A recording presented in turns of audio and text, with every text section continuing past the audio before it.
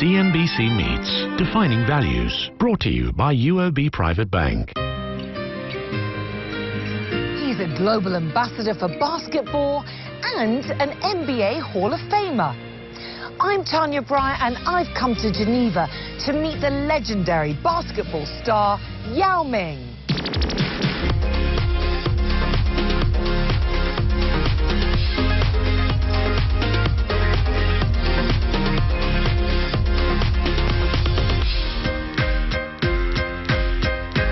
He's one of China's most inspirational sporting figures, and his basketball career is the stuff of legend. Yao Ming began playing for his hometown team, the Shanghai Sharks, as a teenager, and he was one of the first Chinese athletes to become internationally famous when he was drafted by the Houston Rockets in 2002. At 7'6", he's one of the tallest people ever to play in the NBA, shooting hoops for 8 seasons before his retirement in 2011. A 2-time Olympian, Yao Ming was inducted into the NBA's Hall of Fame in 2016. As well as his current role as president of the Chinese Basketball Association, he devotes himself to helping children in both China and the US through the Yao Foundation, which helps fund sports and play areas in schools, as well as providing educational opportunities to underprivileged children.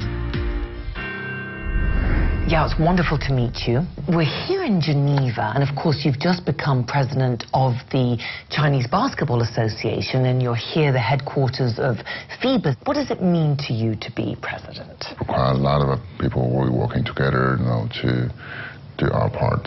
And we're here in Geneva for the FIBA's meeting, and then we prepare for the World Games 2019 in China, in Beijing, China, and we give a presentation about how our preparation is, and we try to do everything we could to make the game great. How proud do you feel that China will be hosting the World Basketball Championship? We hosted 2008 Olympics 10 years ago. And that was terrific, and including myself, I think impressed a lot of people in the world. But this is the first time we host a single sports. Basketball have the same influence as the soccer in the world to change so many young people's life, their life attitude, and have a chance to host a game in China, and that will connect us even more and better to our fans, and we can, getting more people to enjoy the sports. Yeah, you've become a sporting hero for so many around the world and an inspiration. When you first started, when you were growing up in Shanghai, your parents were both basketball players. What were some of those early childhood memories like? I think there's no different probably than any other children in my generation. We're just happy growing up to play and finish our homework, and obviously I play basketball a little bit. We live in social that with a lot of sports personnel. They have experience to play or coaching in sports area in different, basketball, soccer, track and field, all kinds of things, and they would talk about our past and how great my parents was as a basketball player, and most importantly, the great person they are. It's a fortune to have parents be my hero, and every day that I do and try, I can make them proud. When did you think, right, this is what I'm going to do? I play basketball for many reasons. At the first, any ball sports is very attractive, whether it's kicking or playing. And second part, you get along with a lot of same age boys, not only play sports, but also they, have fun together, talking each other, and have a small boys' party on the court. That's not just a sports; it's a small social. I cannot remember exactly when the basketball became my life pursuit. Probably 17, 18, starting to play a little bit more basketball in different levels, And it feels fun, obviously, because my size gives me a lot of advantage when doing play basketball. Or obviously, those advantage encourage me to play more. You had a very successful time at the Shanghai Sharks, and then America came calling, the NBA, and they wanted to draft you. What did that feel like for you? You have to prepare yourself even better, be disciplined, rest, training, and prepare for yourself in the game. I feel pressure. It's a ground undiscovered for me, and you don't know what's wait out there, especially when you not speak English back then. And of course you became hugely successful at the Houston Rockets and such a popular figure there. Yeah, how did that feel for you? Popular is come after if you can finish your work, but never let popular distract you. You have to know where it is popular from. Somehow the popular is like a side effect of you if you can do your work. So I'm not really sick about it. Yeah, in 2016, got to the NBA Hall of Fame. What did that moment feel like for you? First of all, I appreciate it. What life can give to me, and what entire basketball organization can give to me. For me, that's one of the greatest achievements I had. And I don't know if I really deserve it, but I try, earn it. I try to earn it. So Shaq O'Neal was also there at the same time, and if he'd been a little bit of your rival, how did it feel for him to be there? It's an accomplishment for me if somebody called me as a rival to him, and he has no comparison in basketball history. It's such a compliment for me. If anybody would call me as a rival to him, I mean, he's just so great. He's in another level. What do you think from that whole experience did you learn the most? Yeah, what do you think you took away from that? Don't be too self-centralized, and to learn from others and listen from others. The town of Houston and the NBA, they hold a special place in their heart for you, and there's on February the 2nd, I believe they've named a Yao Ming Day. Well, it's great to have it. I appreciate it. I always say that Houston, I spent my 10 years over there, from 22 to 31, and almost 10 years. It's become my home away from home. Up next, from shooting hoops to helping others, how Yao Ming was inspired to start the Yao Foundation. So give me a feeling that okay, I can use my success on a basketball into a different area to help people.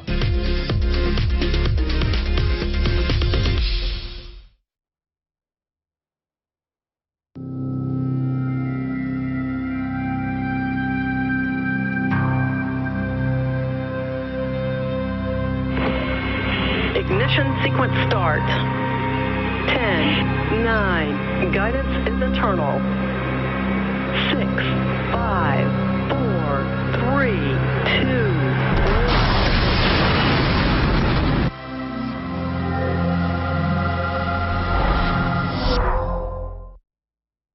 1. Of all the things we cover at CNBC, delivering alpha is far and away the high point, because in one place on one day, you've got the top people in business, the top people in investing, and some of the top people from government and policy making. This is a pass-fail exercise. So passing tax reform, which hasn't been done in 31 years, that's a win. It has been proven year after year that what gets said here moves markets, makes news.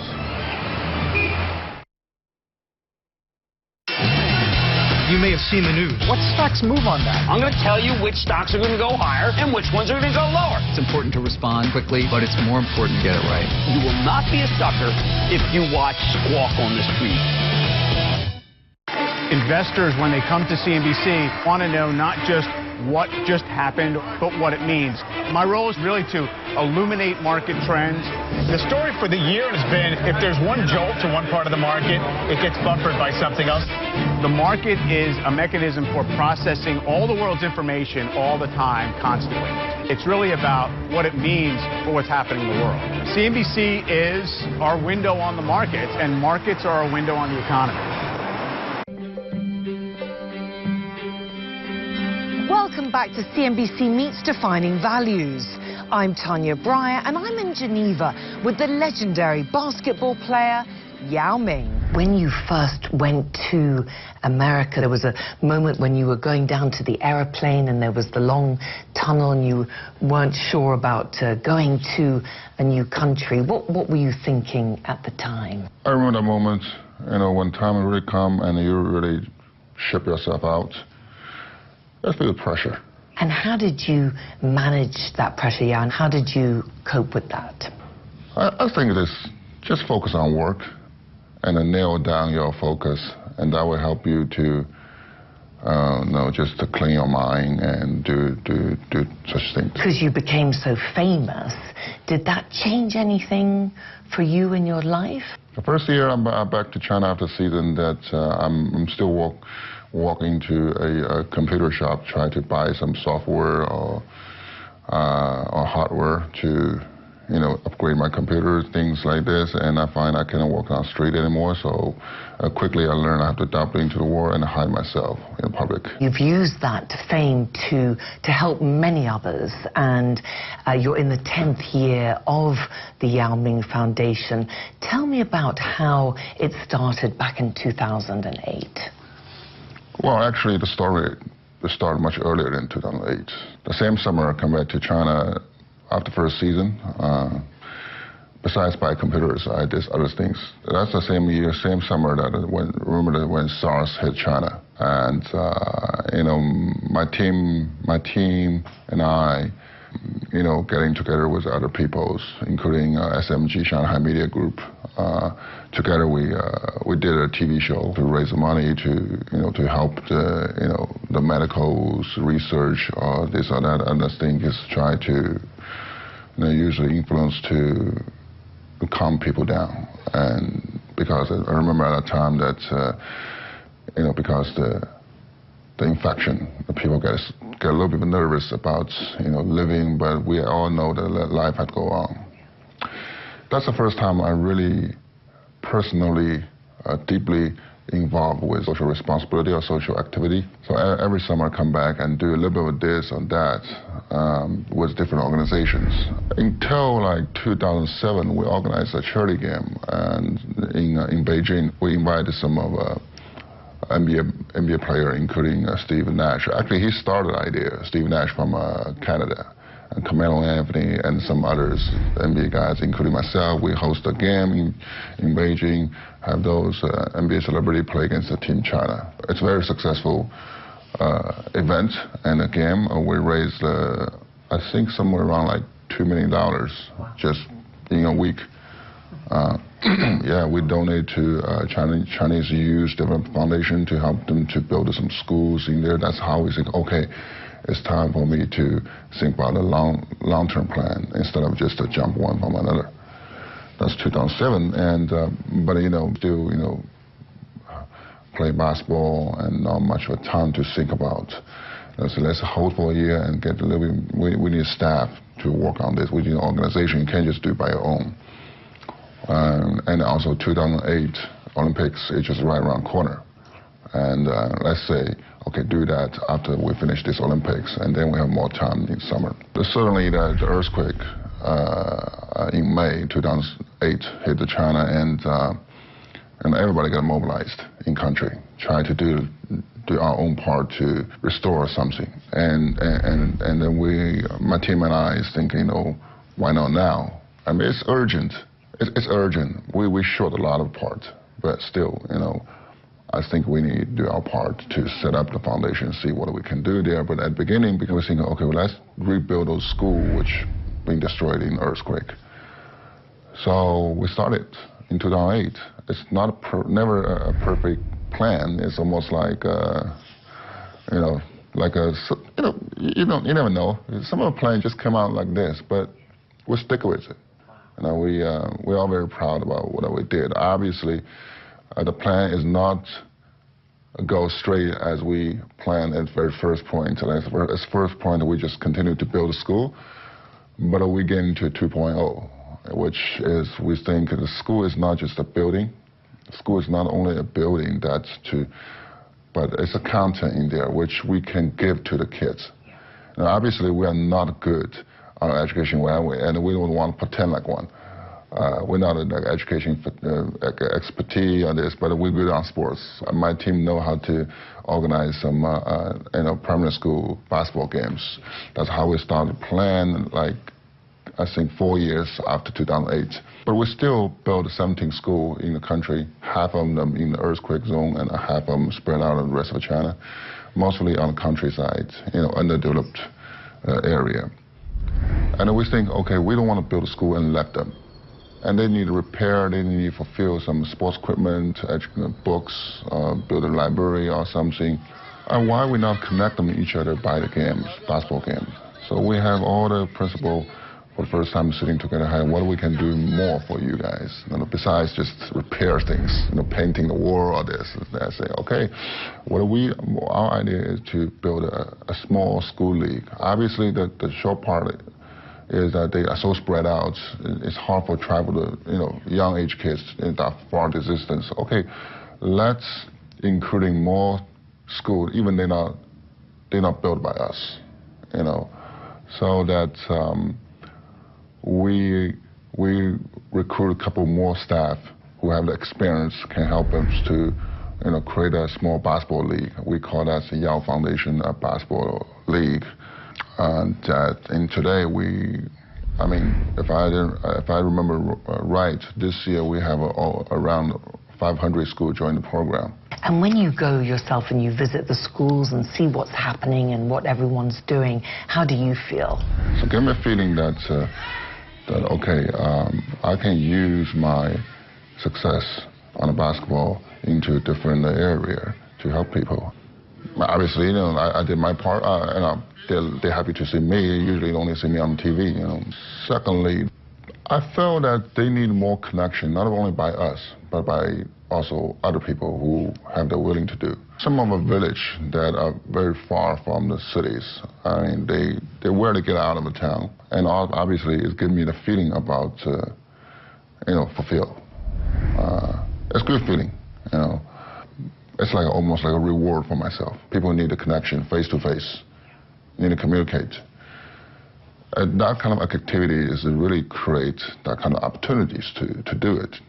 Again, the program of this basketball league is not to think for next superstar or basketball genius. It's actually opportunities for people connecting each other. Not only the kid, but also the teacher from different schools and the parents behind it. What sort of values do you think sport is giving to these children? For one part, I'm not very good on academic study. Never was. I'll consider my rank about a C+, when I was their age. Maybe B-. But I think something that we just cannot teach, they have to experience it on the court. It's like when you have a teammate fall down on the ground, where you just tell them to stand up, or are you going to give him a hand and pull him up? It's kind of a friendship. It's kind of a teamwork. You have to handle those emotions. You have to handle those experiences by yourself. When you're winning, how you getting to the next step? Obviously, when you lose today, are you going to quit or are you going to continue to fight? It's a team sport. And even life is not that so individual. We are touched by so many things. Families, colleagues, elders, and our next generations. And I know now that people think about individuals, personalities, again, but we're not really alone in this world. And we need to find those connections and, and be part of it. In terms of pressure, Yao, or teaching them and communicating with the young children and teaching them to be a team, how did you yourself learn, do you think? I went to a couple great coaches, whether in China or United States, and also European coaches too, and I learned from the greatest. Not necessarily become I'm the greatest, but at least I follow their step. If there's anything to blame them, not me. Coming up next, Yao Ming tells me why conservation is so vital. And it's still a long way to go to save the animal and save ourselves.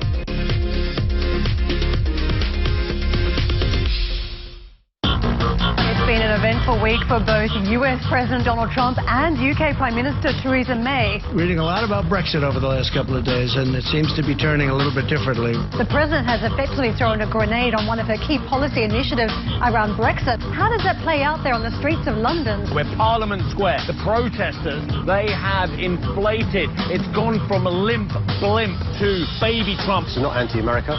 We're anti-Americans. We love America. We love Americans. No surprise there that there could be mixed messages from the US president. He will meet a Theresa May who will no doubt be furious about the contents of that interview. I actually told Theresa May how to do it, but she didn't agree with it. She didn't listen to me. Today I feel sorry for her. As the UK leaves the European Union, we will pursue an ambitious US-UK free trade agreement. We do understand the President's view that free trade has to be fair trade.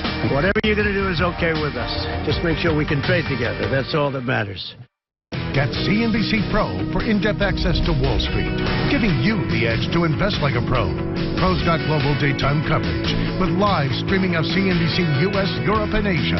Your subscription gives you access to the experts who do it best with exclusive interviews. Get insights and analysis from the pros, plus big market data analyzed to help you uncover new investment opportunities. Invest like a pro. Go to cnbc.com/getpro for your 30-day free trial.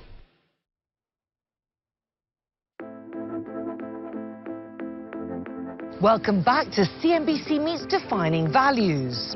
Yao Ming is one of the world's best-known athletes, an 8-time NBA All-Star and a member of the NBA Hall of Fame.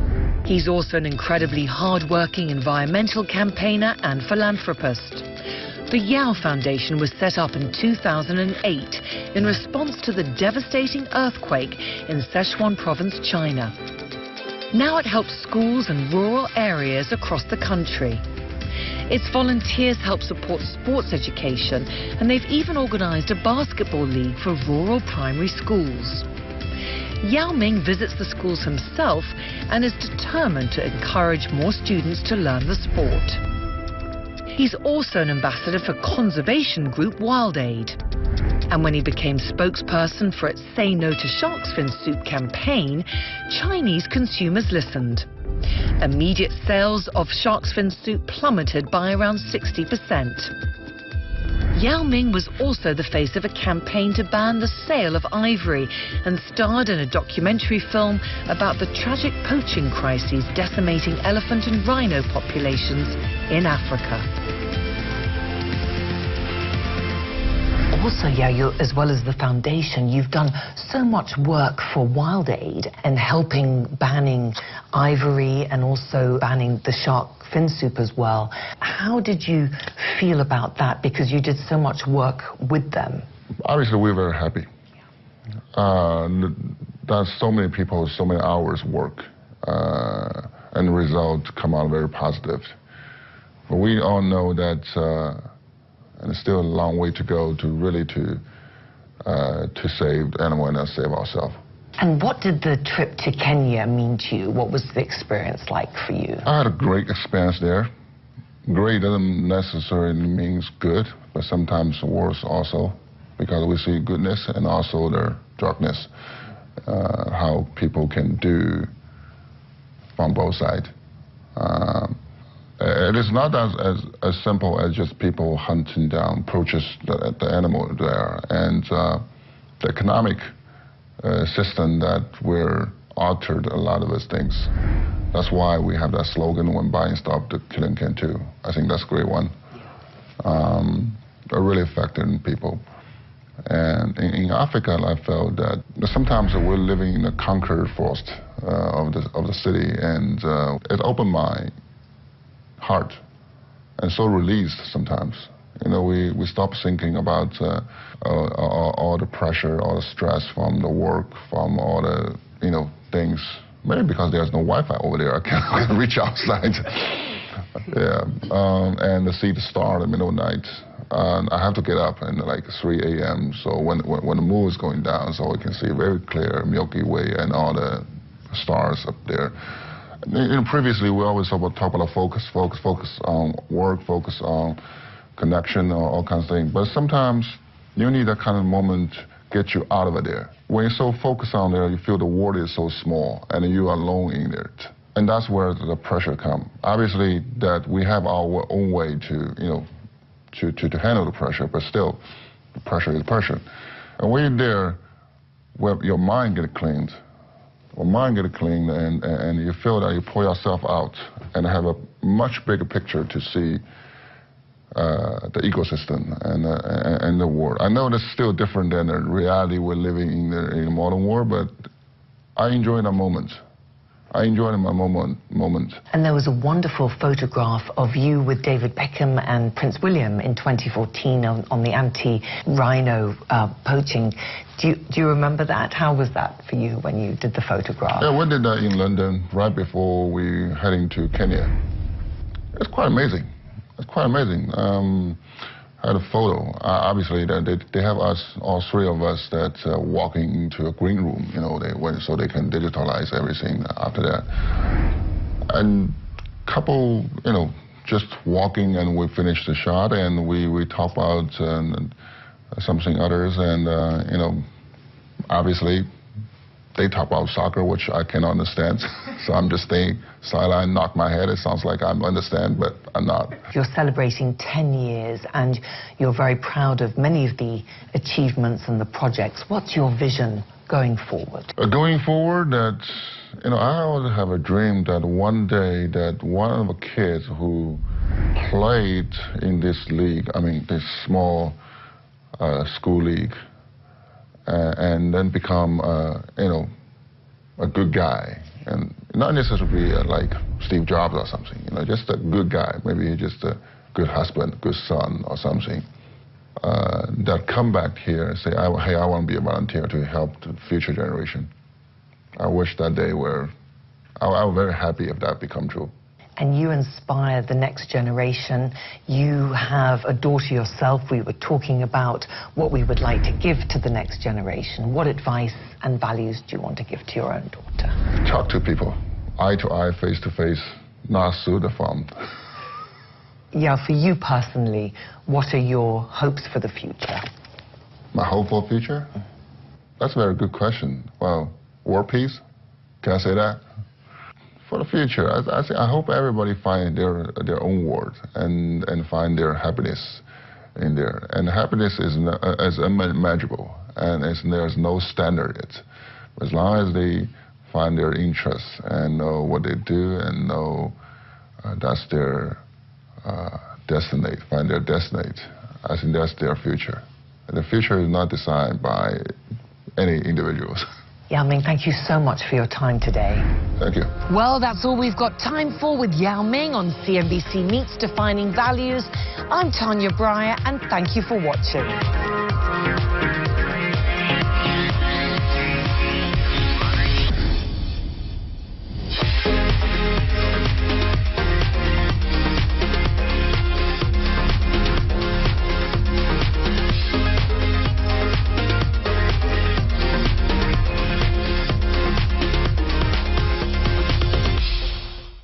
CNBC Meets Defining Values, brought to you by UOB Private Bank. Good morning, Mrs. Wong. Good morning. Your favorite. Thank you. Okay, thank you.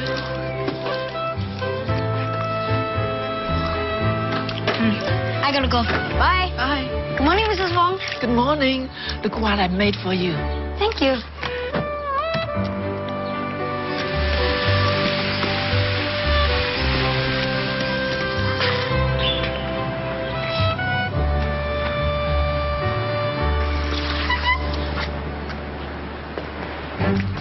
Mrs. Wong?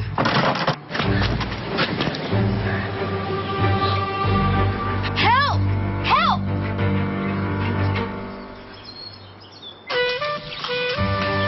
Good thing your grandson was around when you had your fall, Mrs. Wong.